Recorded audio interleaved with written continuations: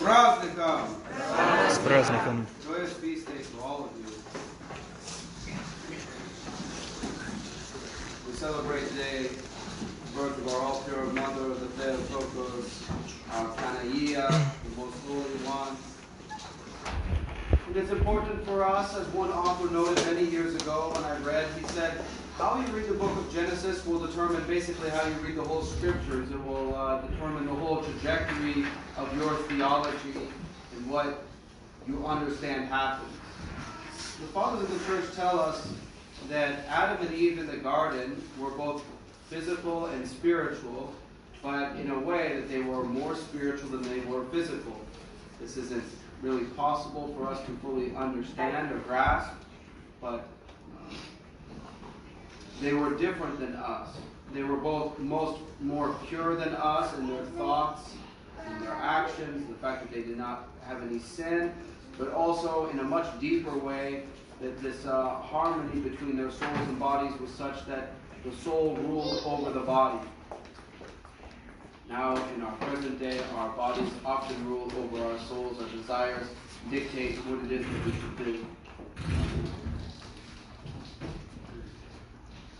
We also know from the Holy Fathers that the understanding was that God would always become incarnate. Jesus Christ, the second person of the Godhead, the Logos, would have always become a man, but we don't know in which way. In fact, the Fathers of the Church tell us that there's some ambiguity about how men and women would procreate and how children would be formed in the garden, or had the world never fallen. But we know that the world did fall. Man became more fleshly. In fact, the book of Genesis, it says that God gave them the garments of skin to wear. And people often mistake this as if this is kind of like a loincloth or something else. In fact, the garments of skin that God gave to man, to Adam and Eve, are in fact the real skin that you and I have today. Man became more physical. He obviously lost degrees of the spiritual purity. In fact, we know from our Holy Fathers in reading the Old Testament that even for a period of time after the fall, man for several generations was even able to communicate with God in a very deep way, in a very intimate, a very personable way. But eventually, as time went on, man began to lose his spiritual sense. He began to lose his, what the Fathers would call, noetic vision. The nous, the eye of the heart, the soul, the centermost part of man. This became darkened, and as this nous became darkened, man was no longer able to see and communicate and interact with God in a direct manner as he once was. This is why in the Beatitudes we read, "Blessed are the pure in heart, for they shall see God." This is not merely a future reference from Christ to after we die we'll be able to see God. It means that within this life, based on the purity of our soul, we shall be able to know and interact and understand God to varying degrees based on the purity of our soul. The whole theology of the Trinity is not merely a scriptural reference, because this became a debate, obviously, within the early church, but this was handed on to us from our holy, when we say holy, and God-bearing and God-seeing fathers. Those early Christians who had immense purity of heart and were able to see the triune God noetically. They were able to see and distinctly know the three members of the Trinity because of the purity of their heart allowed them to see God thusly. Now, we know that man fell. And we know that Jesus Christ wanted to become incarnate. He wanted to become a man. And so it is that the whole history of humankind is this kind of twofold tension. God wanting and desiring to become incarnate, but not yet having the vessel by which to become incarnate. It wasn't that Christ could be born of a virgin, meaning any virgin, but specifically that Christ was waiting for the Theotokos to be born. He was actually waiting for her. Such was her purity. Such was the purity of her parents, Joachim and Anna. In fact, St. Paisios speaks about this and says that noetically, And we don't really know how this is, and we're not given any explanation, and we're not given kind of any deep description, or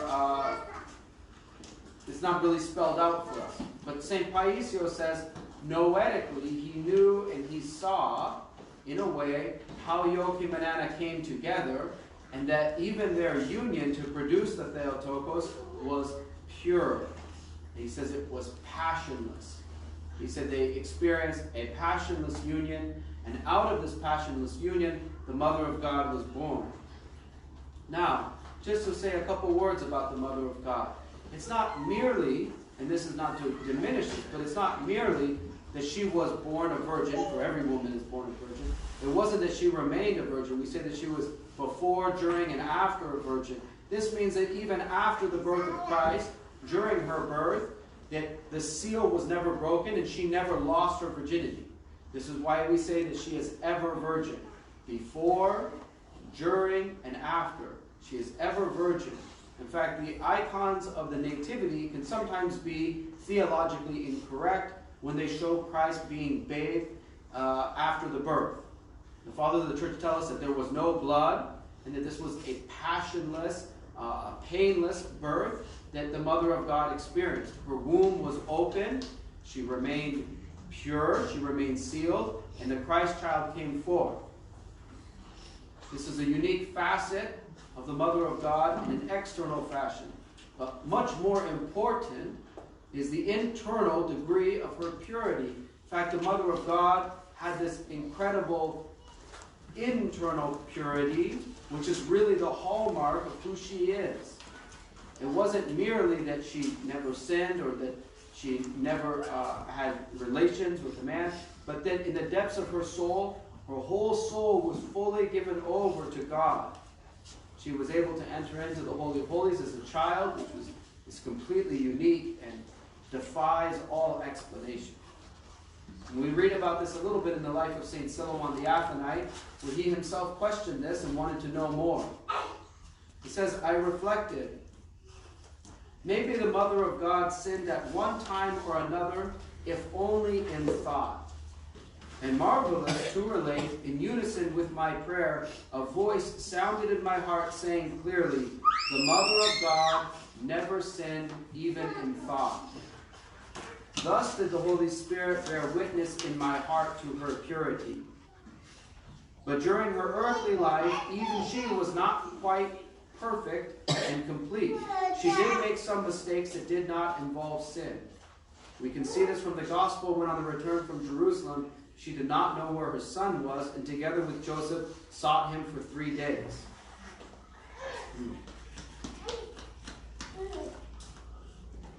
He goes on to say, my soul trembles and is afraid when I consider the glory of the Mother of God.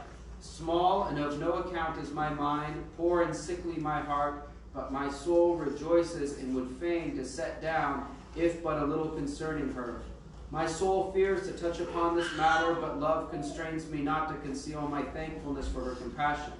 The Mother of God committed to writing neither her thoughts, nor her love for God and her Son, nor her soul's suffering at the crucifixion, because in any case we could not have understood, for her love for God is stronger and more ardent than the love of the seraphim and the cherubim, and all the hosts of angels and archangels marvel at her.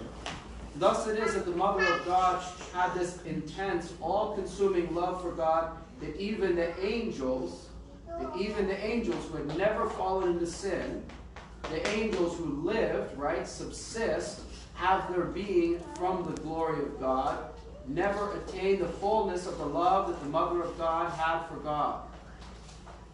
The Mother of God was endowed with this wholeness within her soul, both a radiant purity of her body, and even more radiant purity of her soul, and a fullness of her heart in love and devotion to God, even from her youth.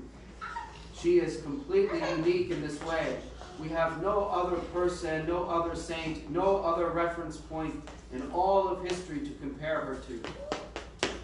She truly is the Panagia, the most holy, the Mother of our God. She suffered, immensely in her life. St. Silouan says, greater the love, greater the suffering.